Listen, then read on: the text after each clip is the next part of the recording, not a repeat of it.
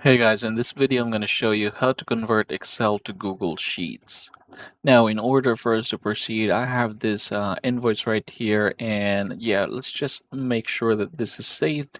And then from here, go ahead and click File, Info, and then go ahead and click Open File Location.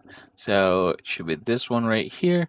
And then the next thing that we're going to do is head over to Google Drive. So now that we are in a Google Drive, what we're going to do here is basically open the folder and then just drag and drop it here, just like so. As you can see, it's XLSX.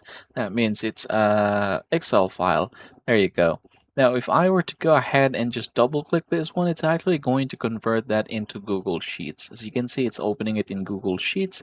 And yep, there you go. So you can then go ahead and continue and basically do whatever you want from here.